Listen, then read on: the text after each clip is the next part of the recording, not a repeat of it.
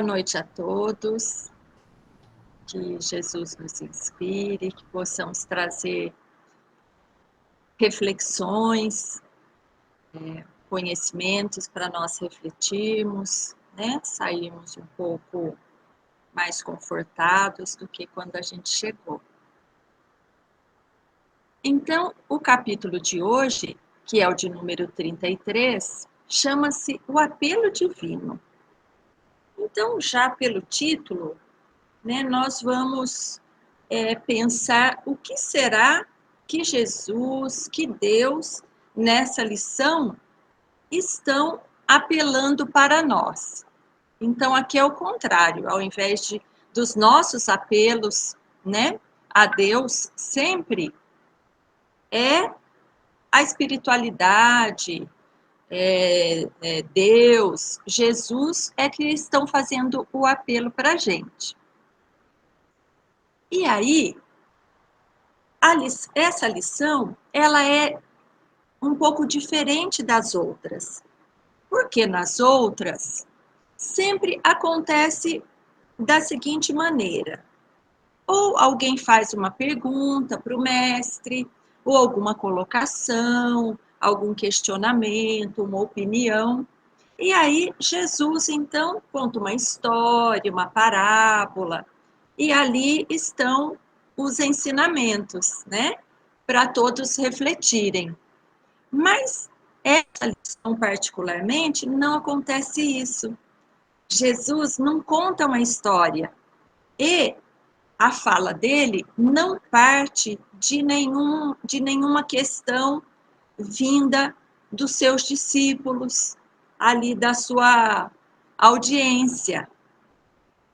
Então, como é que acontece?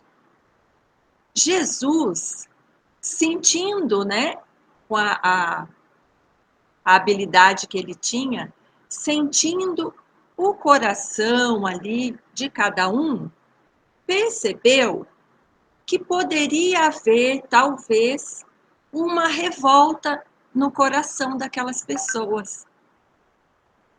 E aí ele resolve, então, fazer ali a sua palestra. E aí, transportado aqui para os nossos dias, Jesus, se estivesse aqui conosco, pessoalmente, né, reencarnado, porque conosco ele está sempre. Mas se Jesus estivesse aqui conosco para fazer o evangelho, o que será que ele sentiria nos nossos corações? Será que ele sentiria essa revolta também nos nossos corações? E aí, ampliando um pouco mais, né, a gente pensa na nossa vida, no nosso dia a dia, no mundo em que nós vivemos nesse momento. E aí a gente vai ver muitas semelhanças com aquele momento lá do Evangelho do Mestre Jesus com os seus discípulos. Por quê? Quais eram os motivos da revolta nos corações daquelas pessoas naquele momento? Era revolta com os governantes que não se importava com as pessoas, com a população, eram poderosos, abusando ali do poder, da autoridade, passando a ser, inclusive, autoritários, tiranos e explorando as pessoas. Era o domínio de Roma sobre os judeus, né, ali sobre Israel, os hebreus, e eles não aceitavam, é claro, porque ninguém quer ser escravizado, dominado, né? Então, essas insatisfações que eles tinham naquele momento e que acabava gerando revolta, porque se sentiam injustiçados, porque não aceitavam aquelas situações, a pobreza, a dificuldade de conseguir o alimento. E aí, se a gente trouxer para os nossos dias, nós vamos nos ver muitas vezes se não com sentimento de revolta, mas muitas vezes com um sentimento ali de insatisfação, de injustiça. E aí, quando às vezes a gente percebe, a gente já fez um comentário, aí a outra pessoa, às vezes para quem a gente falou, já lembra de uma outra tirania, né, de uma outra injustiça, de uma outra questão, e vai se aumentando aquela energia mesmo de muitas vezes de revolta, e essas vibrações vão sendo geradas e espalhadas e a gente nem se dá conta. Então, olha a importância desse tema, né, da revolta nos nossos corações, que fez Jesus parar ali, de repente aquele nem era o tema da noite, mas ele parou para falar sobre isso, porque ele considerou que era perigoso aquele sentimento permanecer nos corações ali dos seus seguidores. Então, eu disse isso tudo para deixar a reflexão para nós também, para que a gente seja bastante vigilante, né? Porque a gente não faz por mal, e muitas vezes a gente, inclusive, vai dizer, mas eu estou dizendo a verdade, é verdade tudo que eu estou dizendo. E aí, né, tem aí algumas questões sobre isso, né? Primeiro que não é porque é verdade, além disso, aquela verdade é de acordo com o meu ponto de vista, né? Uma outra pessoa pode ver esse mesmo fato de outra maneira. Mas ainda que seja verdadeiro, a gente sabe, estudando aqui a doutrina espírita, ou até quem não é, né, espírita, mas vai entender da mesma forma, tudo que nós falamos, que nós pensamos e que nós sentimos, quando a gente faz isso, a gente emite do nosso coração, da nossa mente, aqui, né, do nosso espírito, a gente emite vibrações. A gente emite, a gente envia esses sentimentos, a gente dispara essa energia, tanto para aquele, para quem a gente, de quem a gente está falando, como para quem está ao nosso redor.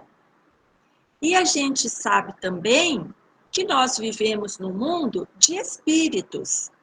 Nesse momento, a gente está reencarnado, a gente está aqui com um corpo, né?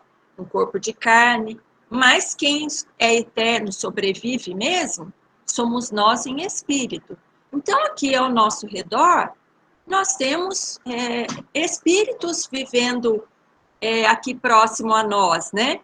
E a gente, quando tem esses sentimentos, ou emite essas palavras, ou às vezes esses sentimentos que não são tão bons, a gente acaba muitas vezes sintonizando ali com o espírito que está por ali, ou que está sofrendo, ou que não está muito bem intencionado, e isso pode nos prejudicar muito.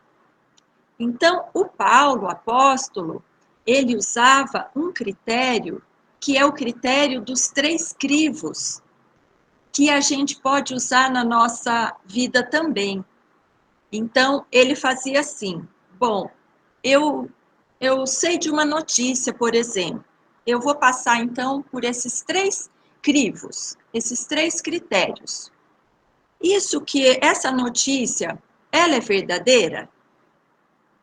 O segundo crivo, essa notícia é uma notícia boa? E terceira, essa notícia é útil? Então, se essa informação passar por esses 3 critérios, eu então posso pensar em passar essa informação para frente. Mas, se passar por um ou por 2 dos critérios apenas, é melhor eu engavetar essa informação e não deixar ela prosseguir.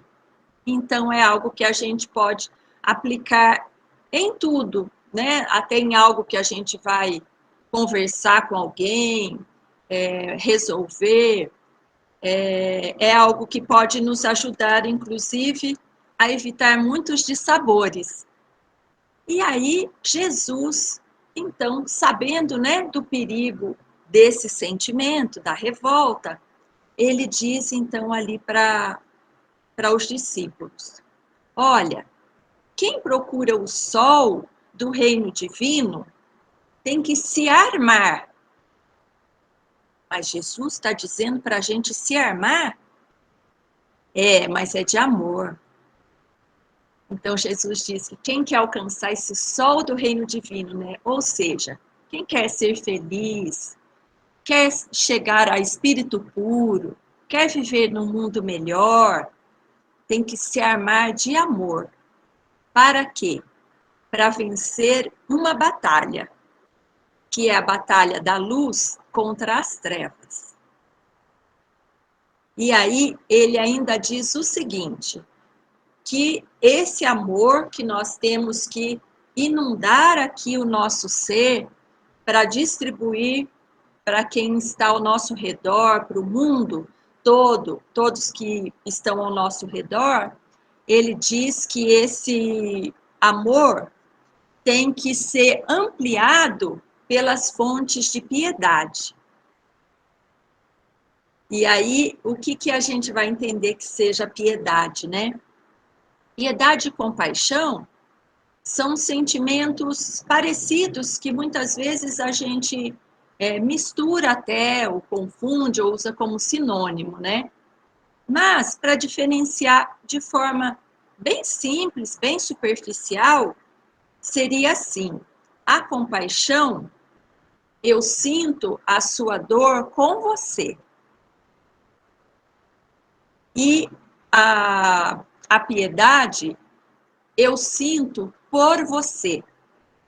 Significa que a compaixão é um sentimento mais amplo, né? Mais um jeito de ser mesmo, né?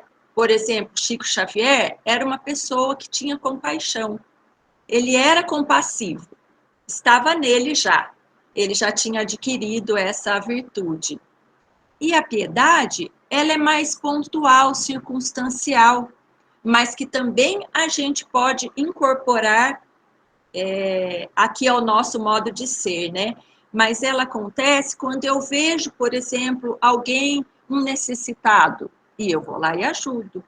Eu vejo que alguém está precisando de apoio, eu vou lá e auxilio. Então, o que Jesus está querendo dizer aqui, né? Ali para os seus discípulos e para todos nós? Que se nós queremos viver nesse mundo melhor, que nós temos então que trabalhar esse amor em nós. Nós sabemos tudo que precisamos fazer, mas muitas vezes, né, nós nos perdemos diante das dificuldades, então a gente sempre relembra para ter aquela energia renovada, né, e avançar mais um pouquinho. Então, ele diz isso para nós, que a gente tem que se encher de amor, praticar, exercitar para que ele esteja cada vez mais presente em nós, com essa piedade, que é esse nosso olhar de eu estou vendo alguém precisando, eu auxilio, não precisa ninguém me pedir. E se cada um de nós, cada vez, for fazendo isso, ao menos um pouquinho, daqui a pouco nós não teremos necessitados no mundo, pelo menos, por exemplo, não necessitados de coisas materiais, né? Ou nós teremos as pessoas, nós seremos muito mais e melhor amparados nas nossas dores, nas nossas dificuldades, que todos vamos experimentar. Essas trevas são representadas aqui tanto pelo mundo, pelos irmãos desencarnados que ainda não encontraram o bem, que ainda estão na maldade, mas aqueles também que estão entre nós, que também ainda não encontraram essa bênção, né, de trilhar o caminho do bem. E como que a gente vai vencer esse mal? Não é a gente fazendo os comentários, criticando cada vez que a gente vê uma daquelas maldades, por exemplo, que são mesmo cruéis. É verdade que elas são cruéis, mas o que Jesus está nos dizendo é que isso não ajuda ninguém, não faz bem para ninguém. Então, ele nos dá essa receita, né? É aqui uma receita mesmo, uma fórmula. Olha, as trevas, elas deixam de existir quando existe luz. Então, se cada vez mais nós nos iluminarmos, ela vai desaparecer. É isso que ele está nos dizendo. E aí, Jesus continua. Ele vai fazendo pedidos, então, para todos nós. Vamos ver se nós nos encontramos aqui em cada fala de Jesus. Então, ele pede compaixão para os príncipes, que nós tenhamos compaixão com os príncipes. Ora, mas os príncipes são poderosos, são ricos, têm ali tudo que o dinheiro e o poder podem comprar, mas aí Jesus diz o que eles podem cair. E também diz que a gente ajude aos escravos, porque eles podem não se conformar. Porque a gente tem as nossas provas, né? O nosso plano aqui de ação para a gente executar quando a gente renasce aqui na Terra, mas as provas, muitas delas, né? Ou em algum momento, cada um de nós vai experimentar provas muito dolorosas. Então, por exemplo, eu preciso nascer lá em um lugar onde ainda há escravidão, porque eu preciso depurar lá alguma característica, ou eu preciso me redimir, né? Preciso resolver uma questão, por exemplo, do passado, ou para me melhorar mesmo, e aí eu vou renascer como escravo. Mas não é fácil eu ser resignado e eu aceitar a tortura, ou ali a crueldade, a tirania. Então, ele pede que a gente também vibre, peça, envie essas boas vibrações para os escravos. Também pede que nós auxiliemos a criança, que pode perder-se sem cuidados. E também pede amparo aos velhinhos desprotegidos. Pede mãos fraternais ao criminoso consumido pelo remorso, aquele que já está sendo torturado por aquilo que fez, já está ganhando consciência. E também que nós ajudemos aquela pessoa, olha que interessante, que parece irrepreensível, aquela que parece correta, impecável, perfeita. Por quê? Porque ele diz que o santo aqui na terra pode não ser no céu. Ah, então quer dizer que é uma pessoa fingida? Muitas vezes não. Há também, né? Aquela pessoa que veste uma personagem, né? Para o público. Mas não há aquela pessoa que realmente busca viver corretamente, moralmente, de acordo com os princípios, né, de Jesus, mas a gente não sabe de toda a trajetória dela.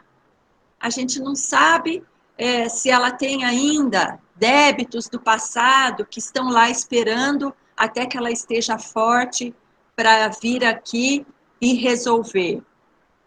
Então, Jesus, o que Jesus está dizendo na verdade, né? Ele não está julgando essa pessoa.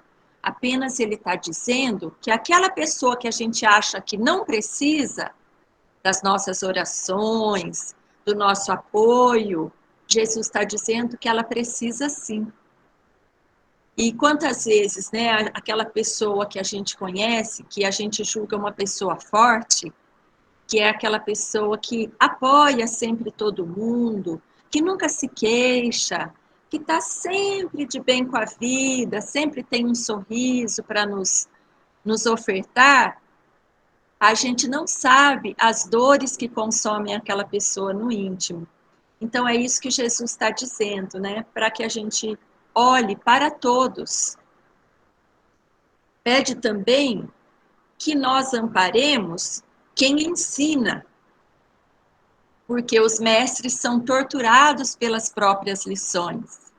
É muito difícil, né? A gente aprende na doutrina espírita mesmo, a gente passa por isso muito. A gente aprende as lições, a gente sabe o que a gente precisa fazer. E muitas vezes, então, a gente tem essa consciência. Quanto mais a gente sabe, mais nós temos consciência. E nossa consciência acusa sempre que a gente comete um deslize. Então, é isso que ele está dizendo, né? Que os mestres são torturados pelo saber que eles têm, que muitas vezes eles não conseguem cumprir.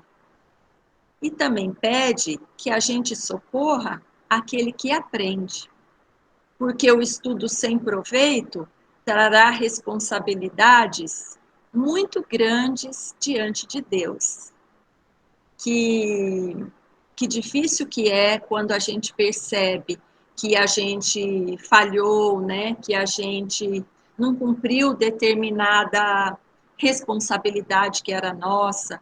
Então, esse aluno aqui, a gente exemplifica com o aluno na escola mesmo, né? Aquele aluno que não vai para a escola ou vai, mas nem estuda, a gente sabe o que é que pode acontecer com ele, né? Ele não aprender, ele perder tempo na sua aprendizagem, mas colocando para a nossa vida, né, nós sabemos também o quanto é difícil nós perdermos a oportunidade de aprender uma lição.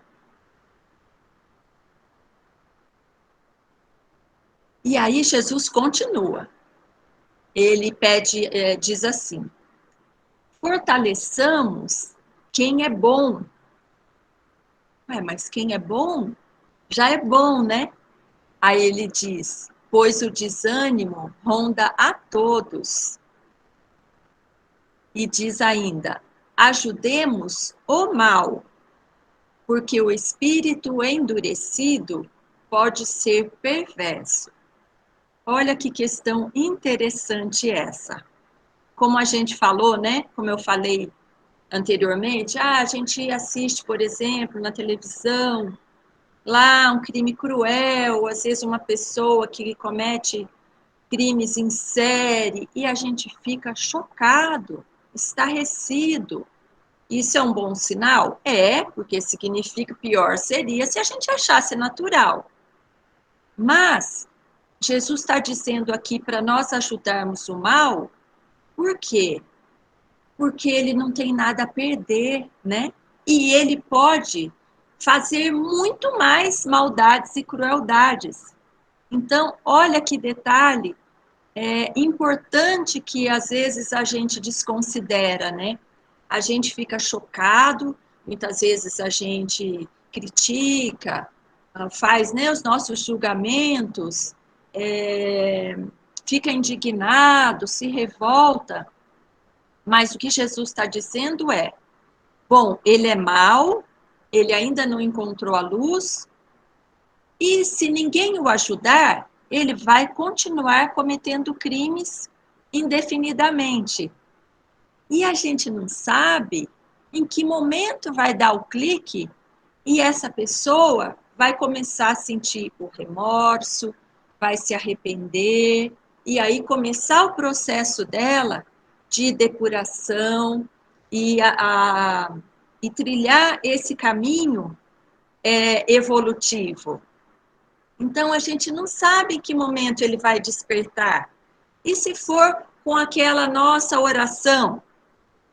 Muitas às vezes é uma pessoa até perigosa e a gente diz: eu não vou abordar uma pessoa dessas, né? e colocar minha vida em risco e tal, mas há tantas formas de a gente auxiliar, né? Se pensa que se cada uma das pessoas que visualiza, que tem notícia, por exemplo, de uma informação dessas, se cada um de nós enviar aquela pessoa tão má, tão nas trevas ainda, uma boa vibração, uma oração, um desejo sincero de que ele seja auxiliado, de que ele queira ser ajudado, em algum momento vai fazer a diferença na vida dele. Então, Jesus, né, na sua perfeição, não esquece ninguém, realmente ninguém. E aí ele diz ainda: lembremos dos aflitos, de todos aqueles que sofrem, né, de todo tipo de dor, abraçando-os fraternalmente. A dor, quando incompreendida, torna-se fogueira de angústia. Então, aqui Jesus envolve, né, todos nós em todos os momentos em que sofremos.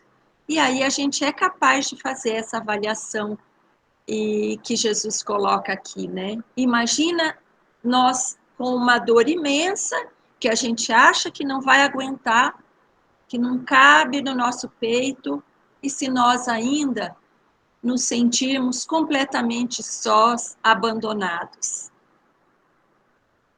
E ele ainda pede: auxiliemos os felizes. Olha, lembrou até dos felizes, dos poucos felizes, né? Ou dos momentos em que a gente experimenta essa felicidade.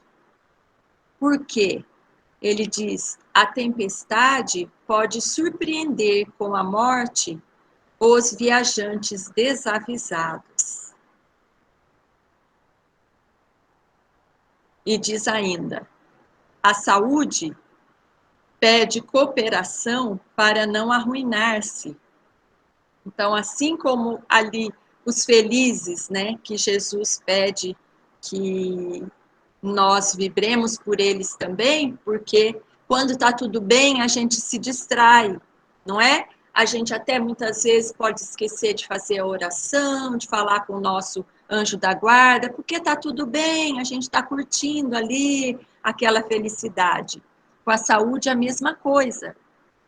A gente tem que ser vigilante para que a gente não perca, né, esse bem precioso que é o nosso corpo e o nosso, né, a nossa lucidez aqui, a nossa mente, para que a gente possa dar conta do que a gente veio fazer aqui, né? Afinal, a gente veio a trabalho, não veio a passeio. E aí ele diz ainda: a enfermidade precisa remédio para extinguir-se. A administração pede socorro para não desmandar-se. E a obediência pede ajuda para livrar-se do desespero. Então, quem administra, né? Quem tem o poder, quem está no comando, quem toma decisões, é tão difícil, porque a pessoa tem que tomar decisões difíceis, porque ela pode se corromper, porque ela pode se perder com o poder, a vaidade, o egoísmo. Então, Jesus vai pontuando cada questão que a gente vai se defrontar na vida. E ele acrescenta: enquanto o reino do Senhor não brilhar no coração e na consciência das criaturas, a terra será escola para os bons, purgatório para os maus e hospital doloroso para os doentes de toda sorte. Está claríssimo aqui que a melhor das opções é a escola, né? Então, essa é outra reflexão para a gente fazer, né? Depois, puxa, será que eu estou aqui como aluno, né, numa escola, aprendendo com cada situação, boa ou ruim, com cada desafio? Será que eu estou mais para purgatório? Estou purgando, estou aqui me livrando de todas as impurezas que ainda tenho e carrego? Ou será que eu estou mesmo no papel ali do doente, no hospital, sofrendo, né, ali com as mais diversas dores, nessa passagem aqui pela Terra?